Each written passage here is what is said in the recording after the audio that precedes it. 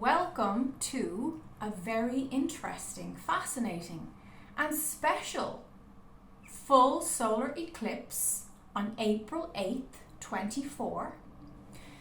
My angels are calling this shift resurrection. Resurrection.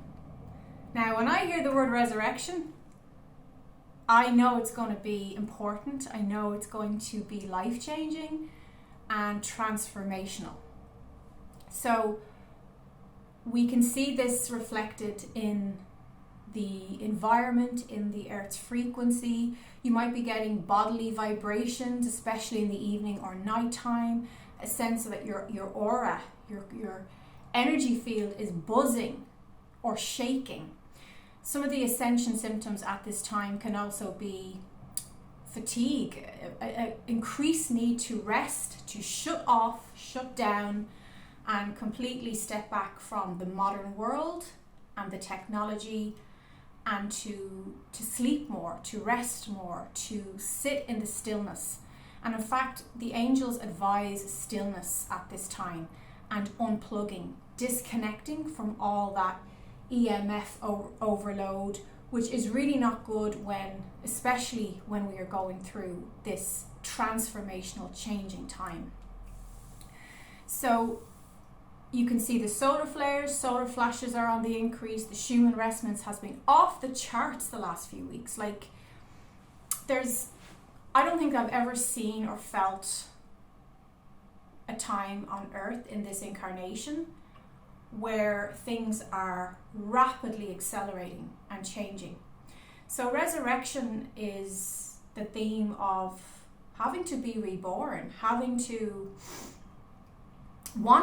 being inspired to resurrect from the baptism of fire that we've been going through, from the flames, from the death and destruction, because the old 3D self is complete now, and we are receiving downloads of inspiration to prepare for what this new 5D life is going to be like and what it's going to become.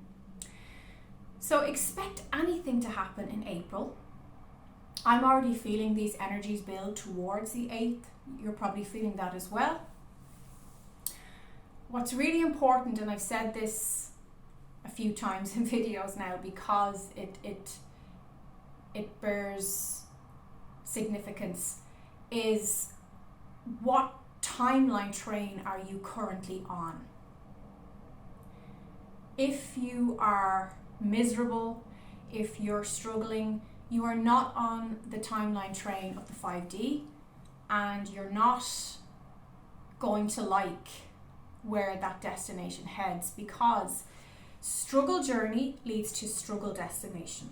We've been told the opposite. We're told to struggle and strife, and then we get a reward, right? We're told to have toil and have a really hard working life, and then we die and get to go to heaven. That's the old 3D paradigm. We're not participating in that any longer. I want to see if these headphones are actually working. I got these Shocks headphones there a few months ago, and I want to see if it improves the sound quality, because I've moved and I have a very echoey, spacious apartment, and it's not great for sound, but I am working on sound mics and things like that. Not technical at all. I'm an angel healer. I'm a crystal. Crystals don't enjoy techie stuff, but hey, we are in a physical world, and we also have to adapt, and we have to be flexible. So I've written down some notes. I was chatting with my angels earlier. So what I wrote down is, I am not afraid, I am prepared. I think this is a really good mantra to have for you, for those of us who are on this path. I am not afraid of this 8th of April event, that a lot of politics, conspiracy, there's a lot of fear-mongering around this April 8th solar eclipse. I am not afraid, but I am prepared. Energetically, I've taken a big rest. We just had Easter bank holiday, and I've had a major rest.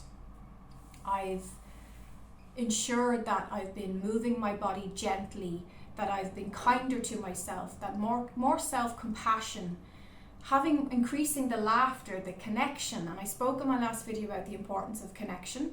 So these videos are like threads, okay? And thanks, Carly, for pointing that out, because sometimes I forget that, but they really are like the sutras, the Kama Sutras. They suture together themes. So if you haven't watched my previous video, it really ties in with this, okay? And the next few videos will also tie in. It's taking these new downloads and thought forms to a more expanded 5D impressionable level, so that we can actually start to really operate in these higher frequencies. This kind of special solar eclipse energy, it's here to work for us. So don't be afraid of that.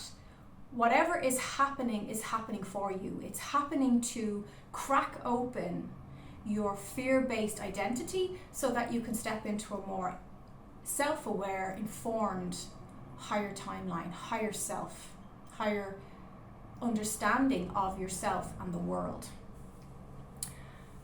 Align, hydrate, stillness, and sleep. This is what I wrote down earlier. Align, so get into alignment, basically get happy, get comfortable, or at least get content in yourself, that you're at a level of comfort and, what's the word, angels?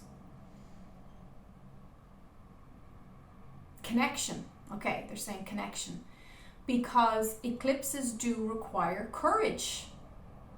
And another C word, commitment. Okay, connection, courage, commitment. 3 C's for you. Because whatever is eclipsed out, whatever is removed, whatever has to die and be reborn is going to be replaced with something that's a better fit to who you have become.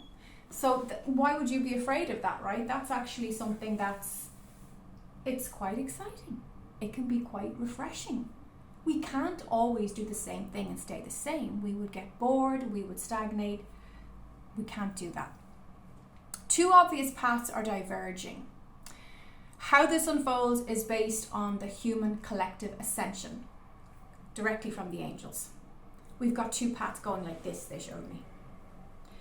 Now, you can be on the fear, struggle, we're all going to hell in a handbasket frequency, or you can get on board this much more peaceful, calm, confident energy that I personally am on, and I feel, and there's a trust in life, and there's a trust in the energy, in myself, internally and externally, that I don't think I've had before. Or if I had it, I think I probably had it in my 20s, but then life happened and I lost it along the way.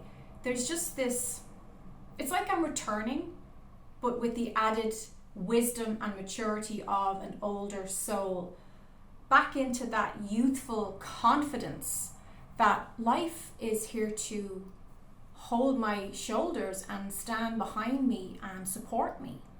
And I am choosing to trust that. I have the courage now to trust that again, like I did when I was younger. So I hope that you're also able to tap in to that internal courage. Okay, so how this unfolds, which way this breaks, this split happens, is entirely up to your perception, your consciousness, and whether you feel that you are being true to yourself. Anything that's false, and I spoke about this in the last few videos, the masks I said were falling off. So any way that you feel you're not authentic, you're not in your integrity, right?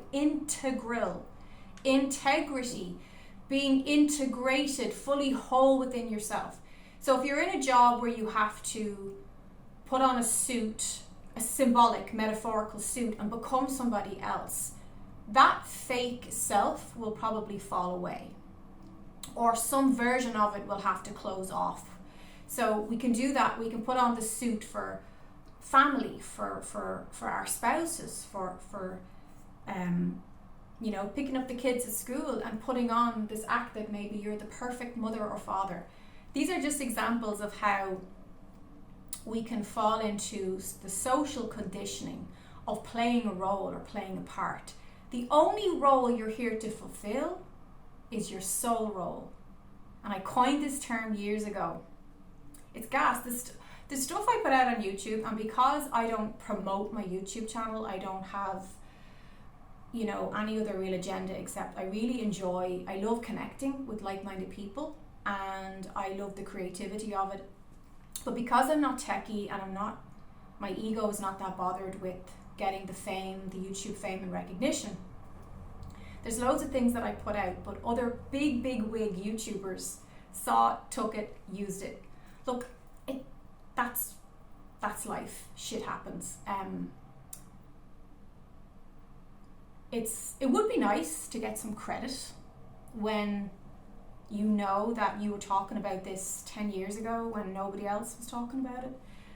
But the point is, I love when the truth becomes mainstream. And I just saw 11:11 on the timer there. I love when the truth gets out. I love when people connect and align. My passion is being a channel of love, and I just trust that whatever happens is for the best. Like, what else are you going to choose? If you're choosing another way of looking at things, you're just going to bring yourself down. It's not going to change. Some people are just not in a higher consciousness. And everybody's playing a role here. Everybody's playing a part. But if you're big into this energy and you're quite psychic, you're quite aware, you've always had that empathy. You've always been a light walker, a light warrior, call it what you will. You understand the importance of staying in a peaceful, loving frequency as best you can. Will there be times in your life where you need to tap into that primal?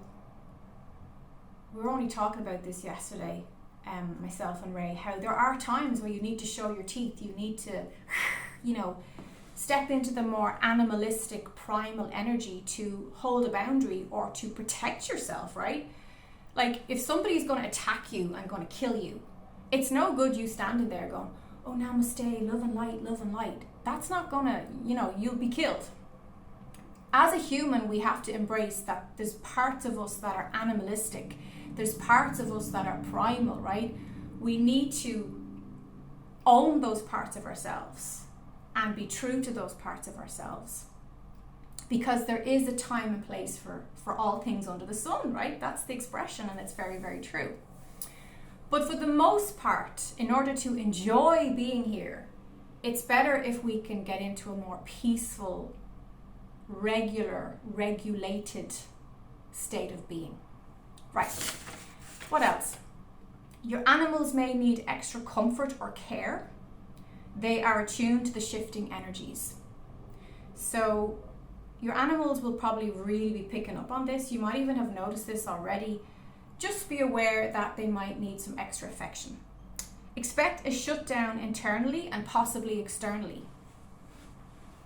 A shutdown, resurrection, right? There has to be a space, there has to be a quiet moment after the death of the old. So if you're going through an ego death, or whatever you want to call that, and I think again that ego death expression gets bandied around a lot as well. If you're in a physical body, you have an ego. Yes, you heard me. If you're in a physical body, you have an ego. You can distance yourself from the ego. You can quiet the ego. You can make it, shrink it down and have it in the corner. I wouldn't advise that. I will say make friends with your ego.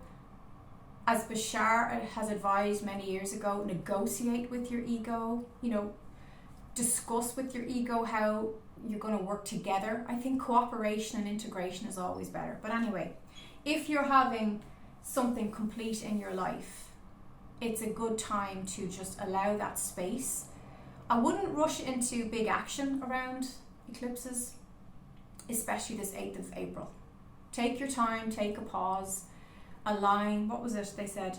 Align, hydrate, stillness, sleep. Okay. Now, you might feel lightheaded, spacey or dizzy. You might have bodily aches and pains. And expect technology shutdowns, glitches, and changes with technology. So, I had this on, was it Saturday or Sunday? Myself and Ray we were in a grocery, big shopping grocery store, in a shopping mall, and we were like, oh my god, I was like, oh my god, I'm going to pass out. I feel so dizzy. Not dizzy, like lightheaded and spacey. I was like, wow, I need to go home and lie down. Anytime I have that, when I check, because I don't like religiously look at solar flares and things like that, but if I check it or a video will go up and says the solar flares have been off the charts, we've had a solar flash, the Schumann resonance is this and this, I'm always just like, it's always backs up how I'm feeling in my physical body, because your body is a conduit, it is an antenna, you know, it's picking up all the time. So have self-respect and have compassion for your physical body. I'm in a hurry, so I'm going to have to wrap this up, but what I will say is, think of resurrection, meditate upon that. Don't rush into big, bold action moves at this time. Wait until the last week of April, maybe May, until you physically go out in the world and say, ta-da, here I am, this is the new me. But at the same time, internally tune in, get inspired. I feel there's very positive energy coming up for this. At the same time, be prepared, understand that you may have to adjust to hidden truths that come to light. There might be secrets that are revealed. You might discover truths or situations that you didn't know were going on about in the background, or somebody might reveal something to you. This is definitely these are strong themes for around the April 8th. So pace yourself. When you're in the shower, use the conduit of water to amplify that peace. When I'm in the shower, I'm like, peace for the world, peace for myself, peace for all, peace inside me, peace outside me. Allow me to be a channel of your peace, Holy Spirit. This is amplifying these energies. But at the same time, I have to say what I'm being shown, that anything could happen in April. April is going to be transformative. We're going to need courage. We're going to tap into that strength, and we are going to go with the flow, right? We're going to trust that what's dying off, what's falling away needs to go, and we're going to hold that beautiful space of light, of the soul, so that whatever comes in can enlighten us and lighten us up. And remember, to be enlightened, you must lighten up. So have a laugh, have some fun, go and do something that you enjoy, do nice things. You know, this long weekend we just passed, some people were saying to me, what are you going to do the Easter weekend? I said, I'm just going to do nice things that I like to do. That's it. Keep it simple. Namaste. Bye bye, everybody.